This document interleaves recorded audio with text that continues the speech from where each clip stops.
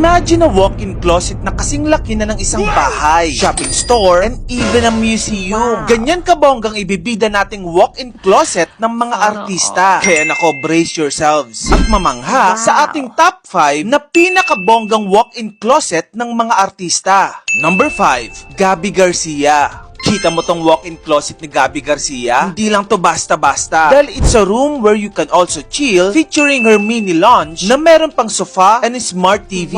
Ito pa ang mas bongga. May bar station pa sa loob. Yes, bar station. Diba ang bongga? First off, ibinida ni Gabby ang separate closet ng kanyang mga shoe collection. And as you can see, puno ito ng mga mamahaling heels. Hindi lang yan. Dahil may separate closet pa for her sneakers. At sa dami ng kanyang sapatos, hindi na rin ito nagkasya so yung iba ay nasa labas na lang. So aside from this, of course, meron na rin siyang travel clothes, a dresser area, at ibinida niya rin ang kanyang makeup collection. And of course, lastly, her fitting area. Overall, it screams the personality of Gabby na chic and clean.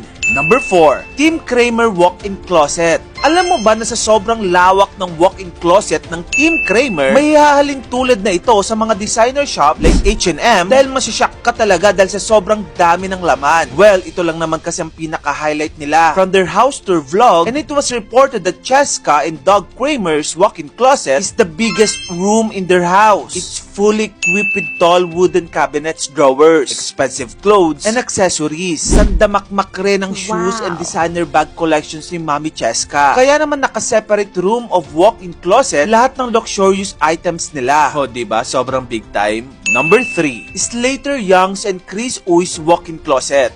Alam mo ba nung ginawa ni Slater Young kanilang bahay, mayroong isang requirement si Chris Uy, yung kanyang asawa. Dapat mayroon siyang sariling walk-in closet. Sa kanilang house tour vlog, pabiro pang ibinunyag ni Slater Young ng walk-in closet ng kanyang misis na si Chris Uy ay kasing laki ng guest room nila. As you can see, very elegant tignan ng kanilang room. From the cool marble walls, modern light fixtures, and custom-made cabinets, gold handles, and a Hollywood-style vanity mirror. So everything here is luxurious feel with Chris Uy's expensive clothes, shoes, and bag collections. Number 2, Vice Ganda. Alam mo ba na sa sobrang laki at bongga ng walk-in closet ng unkabogable star na si Vice Ganda ay nakapag-shopping na rin dito ang mga co-hosts sa Showtime na sina Kim Chiu at Chang Ami? Yes, sabi nila parang nasa isang store daw sila sa Hong Kong nung dumalaw sila sa walk-in closet ni Vice Ganda. Kita nyo naman kasi punong-puno ng compartments at cabinets ang walk-in closet ni Meme. At punong-puno ito ng mga sapatos, designer bags, at mga runway collection clothes. Actually, sa shoe collection lang ni Vice Ganda, talagang mapapawaw ka na. Punong-puno ito ng mga luxury brands like Gucci, Louis Vuitton, at napakarami pang high-end brands. Number 1, Heart Evangelista. Itong si Heart Evangelista, on the way pa lang siya sa walk-in closet room niya, dama mo ng pagka-expensive niya. Dahil may pa-Hermes scarves frame pa siya just outside their walk-in closet room. Pagpasok mo sa kanyang room, you can see the vibe of it na parang museum. Punong-puno ito ng designer clothes for every occasion at lahat organized. Naka-display din ng mga accessories niya sa special glass, plus drawers for a huge collection of sunglasses and other essentials. Sandamakmak din ang kanyang perfume collection sa kanyang perfume area. At ang pinaka-favorite niya, ang heels collection niya na inipon niya for over 20 years. Imagine kung gaano karami yun. At syempre, she's not Heart Evangelista with her iconic designer bag collection, especially the Hermes. Syempre, hindi pa tayo tapos dahil may living room area pa siya, a makeup area, an OOTD spot na may toilet and sink, and last but not the least, meron pa siyang balcony. O diba, literal na fashion queen goals. So ayan na nga ang ilan sa mga artista with their bonggang walk-in closet. Tanong, sino pang mga artista ang tingin nyong dapat mapabilang sa ating listahan? Comment mo naman yan sa comment section. At kung gusto mo pa na mag-get pang klaseng content tungkol sa mga idol mo, dito lang yun sa channel ko, kaya follow ka na. Yun lang, maraming salamat sa panonood!